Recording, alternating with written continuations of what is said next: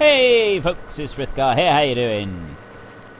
It appears that everybody is growing corn at the moment.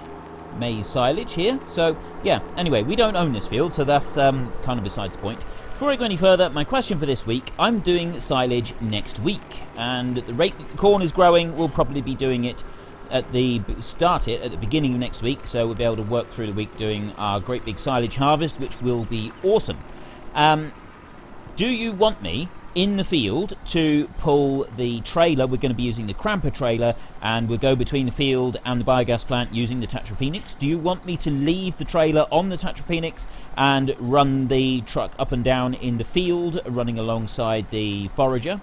Would you like me to use this Valtra here with a dolly on the back and swap them over at the field's edge and do the field work with the tractor? Or would you like me to put the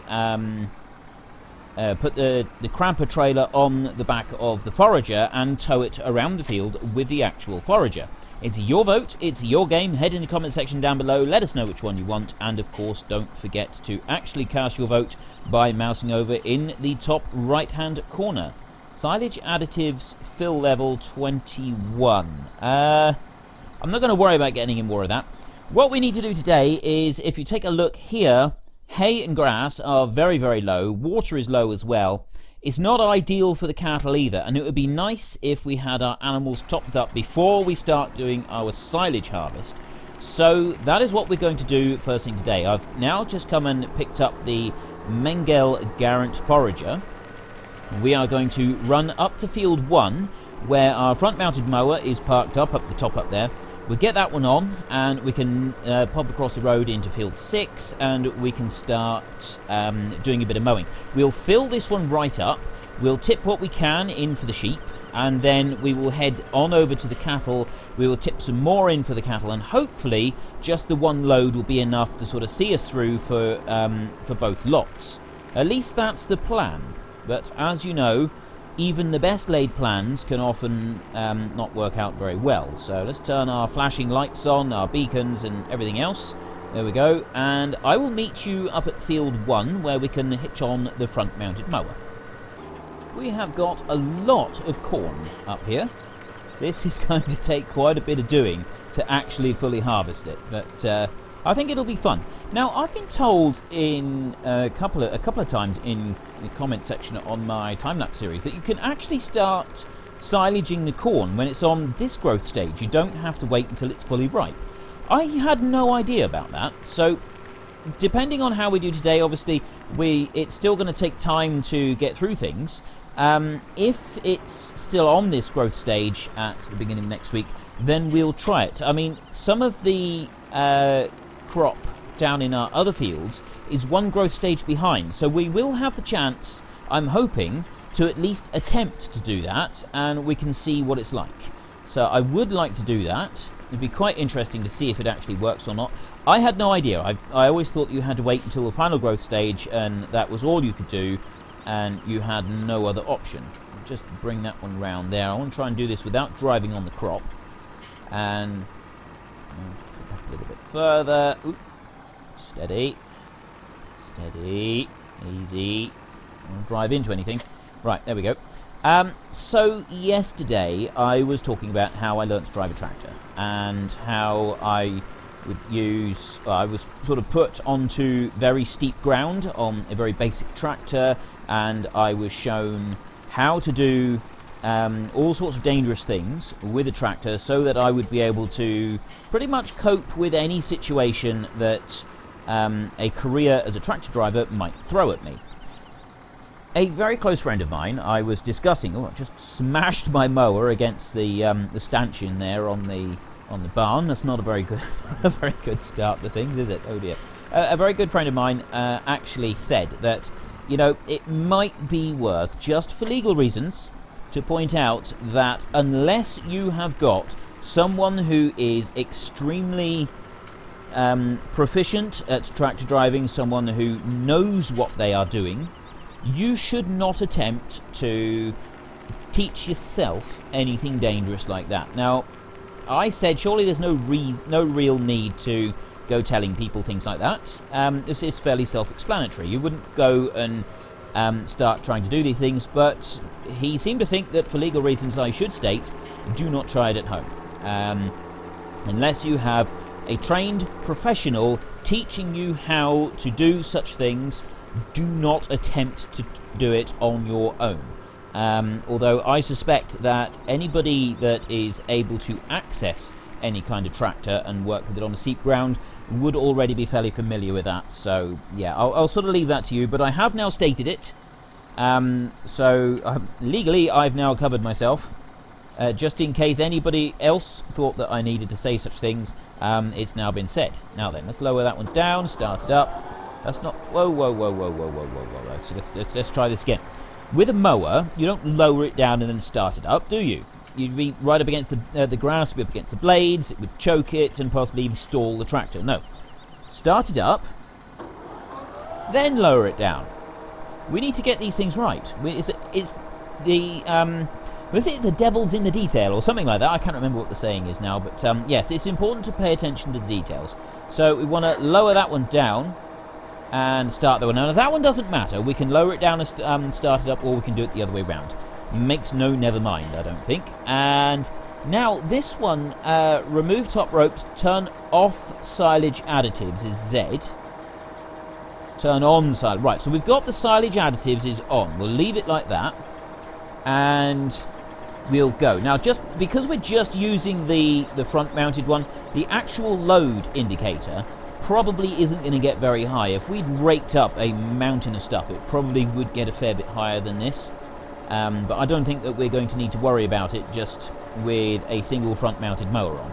Might take a little while, mind, because this one is fairly slow compared to the others.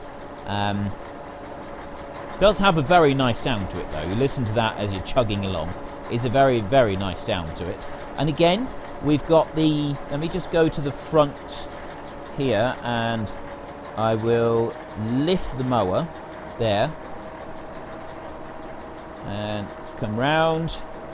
Doesn't really matter if you leave the back down or not. That's not really going to make much difference. So we'll come back round here and straighten up. Basically, I don't want to just leave loads of grass lying around everywhere, so I'm sort of doing it neatly like that.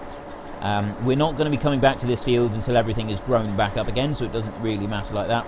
So I do remember that people saying that they've got some of you people said that you've got one of these in real life, and it does sound just like this, chugs away like this. So we've got a very realistic sound file on this particular item. The one thing I don't like about it is it's extremely slow. The good thing about it is the tracks that it leaves in the field, because those wheels on that, let's be honest, those are very, very small. But I feel that they were sort of installed, this machine was made back in the days when issues of compaction in the field were not an issue. We didn't worry about compaction many years ago, and now we do worry about compaction because machinery is so much bigger and heavier. And so I think that this one was made in the days when compaction wasn't an issue, because those little tiny narrow wheels there, they're going to squish some fairly deep ruts into a field if you're not careful, especially when it starts loading up, getting higher and higher on the top there. So far it's doing okay, we're doing alright here. But yeah, well, I'll finish filling this one up a minute, then we can unhitch we'll leave the mower up here, I think. Actually, no. We'll take the mower with us. I think it might actually be useful. We won't have to come back up here every time we want a little bit more grass for the sheep or the cattle. We can trim a few verges down there. I don't think people are going to mind us trimming a few verges here and there. Keep everything neat and tidy. Come back over here, lower it down again. So yeah, I'll fill this one up and then we can start heading down to feed the sheep. Right then, we have a full trailer full, 25,195 litres of silage. Silage additive is now down to 9.5 litres, so probably need filling up again at some point. As far as I know, the silage additive, what it's doing is it's just increasing the volume slightly of what you collect. I can't think of anything else that it might be doing, and if I remember correctly from when we were previously doing it, it seemed to fill up faster when covering the same amount of distance if you have the silage additive on as compared to switching it off. The blades are on just 5% damage, so I don't think you get through the blades very quickly. I think they last quite a while. The silage additive you do need to fill up a little more frequently by the look of things. But we're not going to need to worry about that either. We're not really going to be using this one very often, are we? Just occasionally when we want to go and put some grass in, and I still like the idea of doing a few grass bales. I mean, obviously we can't do them as round bales because it auto wraps them, but we can do a few square bales of grass and take them down. But the one issue I have with grass in any form is technically you can't store it, and for the sheep you can put in either fresh grass or you can put in hay, and that makes sense as far as I'm concerned, because you can give them fresh grass when the fresh grass is available to cut, but for some of the year you can't go and cut fresh grass, so you give them hay. The cattle, however, require constant supply of fresh grass, and then either silage or hay. I would have said that it would be better to have grass or hay and silage. I know quite a few farmers that do actually feed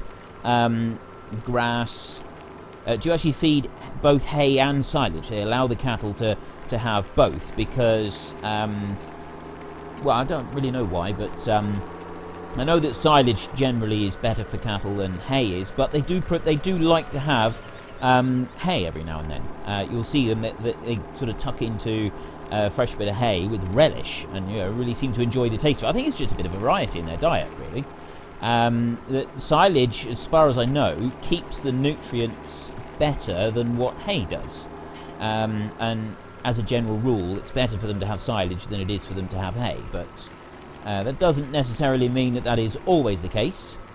Now let's just stop here, and we'll stop the robot feeder. If we can stop that one at this end, wait till it comes up and stops, and go on a little bit, there we go. Right.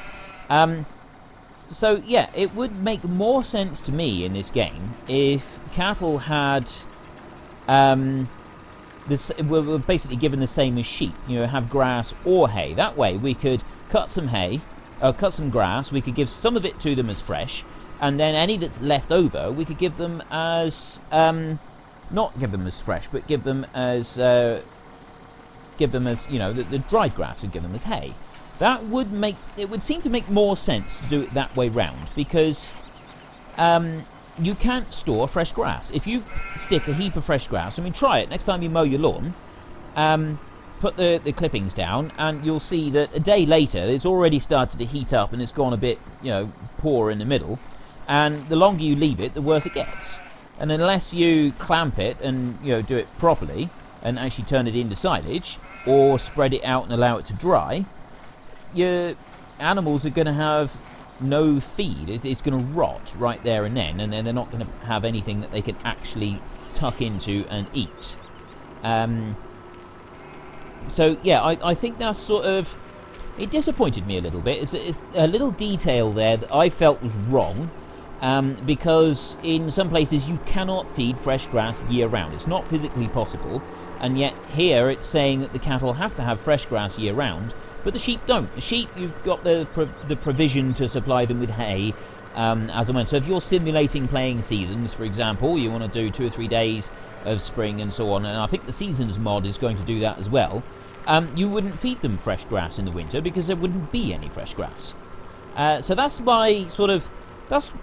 one of my main complaints with this game, is the grass for the cattle. The other complaint, major complaint that I got with this game, is again focused on the cattle, and that is the total mixed ration. Total mixed ration requires silage, hay, and what's the other one? Oh, straw. Yeah, straw, silage, or hay.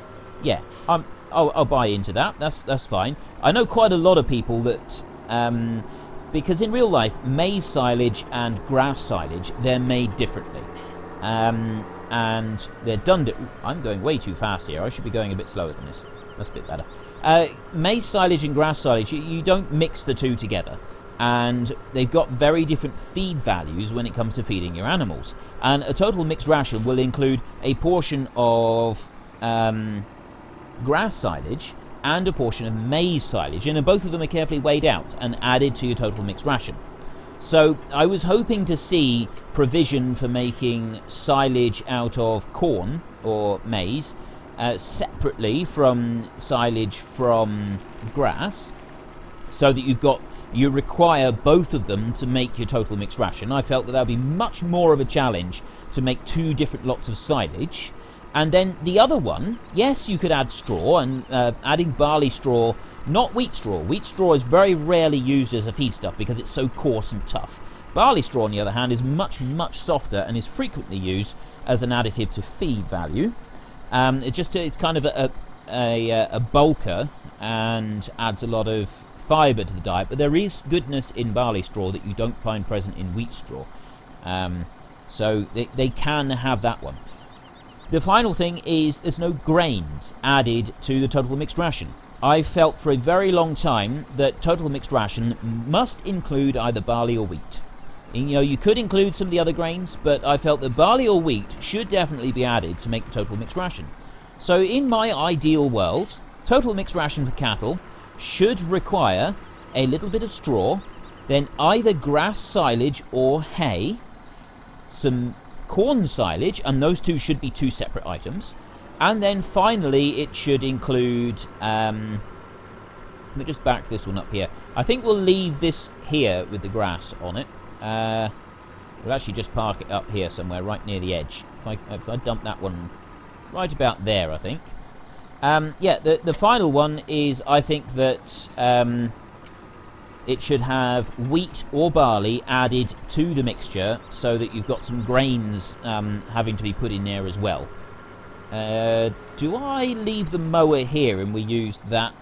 I think we will. Right, let me just move forward a little bit and stop right there. So yeah, that was my idea for the mixed rations. I'd love to hear your views on that. What do you guys think of it?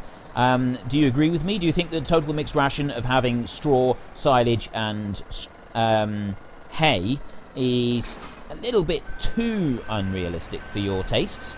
Or are you quite happy with it the way that it is? I was delighted to see that they removed the ability to put fresh grass in instead of hay. So you've at least got to do a little bit more work to it. But, I mean, for me personally, having to put in a few extra bits and pieces. So hang on, what have we got here? Straw. Okay, we're going to I'll put in 2 bales of straw a minute. And I'll just come over here. I know that you can put straw into... oh, I got some grass right there. I forgot about that 1 bale. Oops. Alright, let me dump this 1 bale of straw in here. And I've been told that if you put bales of straw in and it goes over the actual quantity that you can fit in, it doesn't really matter. It just kind of goes past the final point on the bar fill, and you don't lose any. So, but anyway, yeah, as I was saying, are you happy with the way that it's done as it is right now, or would you, like I would, yeah, that seems to be perfect. Would you, like I would, like to see it being a little bit more complicated and a little bit more difficult to get total mixed ration? Would you like to add some grains? What do you think of the 2 different types of silage? Obviously, in real life, it's definitely 2 different types of silage. It's very rare to mix the 2. It is done. You do. I have seen it done in places, but it's a lot less common than it is to have 2 separate clamps. You have 1 clamp for maize silage, or corn silage, depending what part of the world you're from, and then you have another clamp for... I suppose really I should have shoved those bales out of the way, and I should have used the Primor there to do that. Oh well. Where am I going to put this mower? I need to get that water bowser, that's what I'm after. Alright, we'll dump the mower right here in front of this, except that it's on the 3-point linkage, and I might come down with the Tatra to do that. Right, we're going to put it right here. I'll put it just there so that we can shove those bales out the way and we can get the straw blower out the way with the Tatra if we need to use it. And then the mower is here close to where the forager is if we need to, the forage wagon rather, if we need to do that. So let's just come back down here. I'll drop a little bit of water in. I don't think there's anything left in this one, I'm not sure. What else do you think should be added into the mixed feed as well? There's another question for you. Because one place that I used to work, they would add grass silage or hay, depending what they had available at the time. They would add maize silage, and they would measure it out. It was done in volume, so it was just on a bucket for a machine. Maize silage, a bucket of grass silage, or was it 2? It was 2 buckets of grass silage, 1 bucket of maize silage, and then they weighed out. They had set weights of grain, and they put in. They would put barley into the mix, and what else? They put in another one as well. It was barley that was rolled, so they rolled it themselves in their mill that they had. So you had cracked barley that was put in, and I really can't remember what was that. This is bugging me now. I need to remember what else was put in. There was another grain that was added to it. I got a feeling that they used to buy in soybeans, and it was soybeans that they put into it for added protein. Although I'm not certain on that one. It may have been, it may not have been. I'm not quite sure. It was a milking herd, so yeah, it was some grains that were decided on for good quality for milkers. So yeah. Anyway, it was 2 buckets of grass silage, 1 bucket of maize silage. Some straw was added. They had small bales of barley, and they put in 2 small bales of barley straw into this mixture. They would put in actual barley as well, because they used to grow their own barley, so that's how they had access to all of this. And we're going straight up across the curb right here so that we can get to the river. So 2 bales of barley straw, then there was some barley added. I think it was soybeans that they bought in, but I'm not certain on that point. That's one that you'll have to just forgive me on my inaccuracy. And then finally was the molasses. And the molasses was my favourite bit, because the molasses that you get, that you feed to cattle, they would buy it in bulk. It was delivered in a tanker, in a great big tank by the yard. Smells absolutely delicious. It is lush stuff. It really is. It's the same molasses. Now, in this country, we call it black treacle. You buy it in tins, and we buy it from a company called Tate & Lyle. I think it's Tate & Lyle. Sure it is. So, yeah, Tate & Lyle black treacle, except that it's known as molasses, and it's done in bulk. You get it in a great big, huge, great big tank that sits in the yard, and you would just put the bucket underneath and allow a certain amount into the bucket, and then you pour that into the top. So the entire mixture is sort of doused in molasses. And then it was all mixed up in the mixer wagon and then poured out to the cattle. And they would do a couple of loads of this each day for all the animals, for their dairy herd. And it used to smell absolutely wonderful. And that's one thing that I've really wanted to see in this game, is a proper total mixed ration. Not just 2 different types of grass and some straw. I feel it would be a lot better if you had to put grains into it. And yeah, I know a lot of places don't actually put molasses into their in for their cattle, but some places do. I thought that would just be a really nice little addition to it. And this molasses was exactly the same stuff, because I remember when they were pouring it out, we got a little, I think it was he just had a little cup or something. One of the farm hands, and he got a little bit, and then he had it on his toast for his mid-morning break. He had a couple bits of toast there. We had a toaster in the break room that he had there, and so he went and got a little bit of this in a cup, and he spread the molasses onto his toast. It's fantastic, absolutely brilliant. So he's there spreading toast, spreading molasses onto it, or black treacle, and I was genuinely surprised that it was the same stuff that you go and buy in shop, because in the shop I think I can't remember now. The last time I looked, it was like £1.50 for a little tiny tin of the stuff. You're looking at maybe, is it 5? Hang on, I'm looking for the right button here. That one, there we go. 500 grams for £1.50, which in dollars would be about $2.25, something like that. It's considerably cheaper when you buy a tanker load of it, and buy it by the 1,000 litres. Considerably cheaper when you buy it in those kinds of quantities.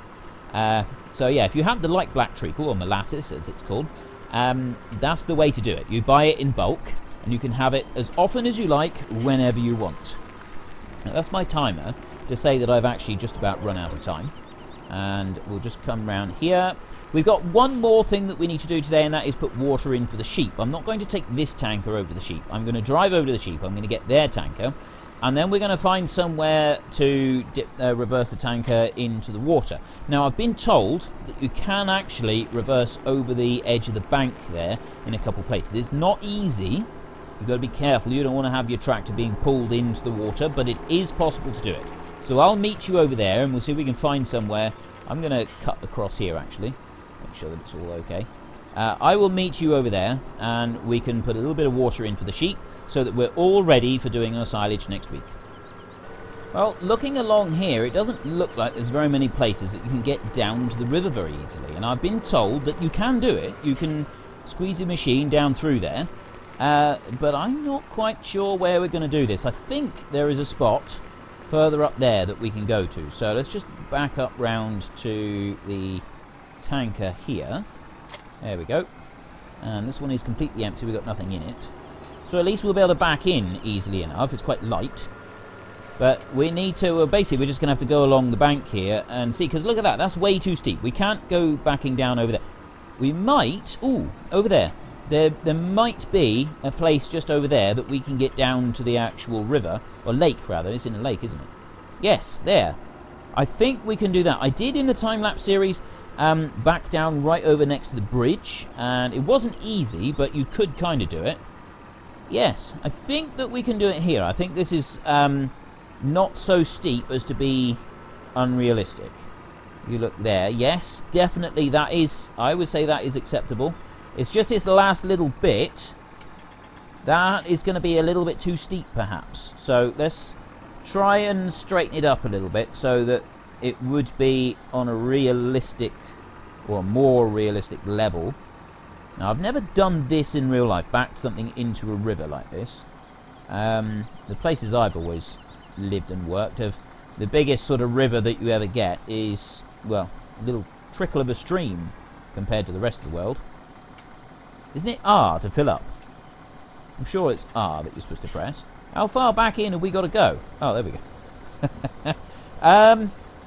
That feels a little unrealistic, and it does look like it's gone too far to actually be acceptable as far as I'm concerned. I mean, if we come over here, this is how you can see. You can look underneath the water. Now, obviously, this is completely unrealistic. That actually would be better if we'd gone sort of over that side and backed it round the corner slightly. There's more of a ramp there that you could safely get down over. If we can come back out just a bit further, that possibly to there, you would have been able to go back over. I'm not sure, but it does seem to be okay. I think that we could get away with that safely. I think that could sort of be classed as realistic enough as to be acceptable by everybody. And it will certainly save us having to buy our water. I didn't actually check then. I'm assuming that water was free. I'm pretty sure that it is free if you just back into the river. So anyway, my question for this week. We're doing our silage starting at the beginning next week. I'm going to have to get some more money somehow. I might have to do the odd job just to get enough money to be able to lease the necessary equipment. But anyway, I'll worry about that. So, yeah, we're going to be doing our silage, and when we're in the field, would you like me to tow our trailer around the field using the Tatra Phoenix truck? Would you like me to tow it around the field using the tractor and a dolly? We'll be using the Cramper trailer. So put a dolly on the back of this Valtra and tow it around the field. Or would you like me to put the dolly on the back of the forager itself and use the forager to tow it around the field? It's your vote, it's your game. Head into the comment section down below, let us know which one you want and why, see if you can persuade others to vote for the same that you're voting for. And of course, don't forget to actually cast your vote by mousing over in the top right hand corner and clicking on the little white circle with the eye in the middle. At least I think that's how it shows up. It's something like that. There's a something up in the top right hand corner that you can mouse over, and that is not the way to drive. Cutting up people like that is supposed to be a lot slower and more sedate than racing in front of people like that. Anyway, If you've enjoyed this episode, please head down below and give us a like, and if you really enjoyed it, please tell your friends all about me, get them to come and watch as well. That would be awesome. But until next time, thank you very much for watching. This is Frithgar. Goodbye, and see you later.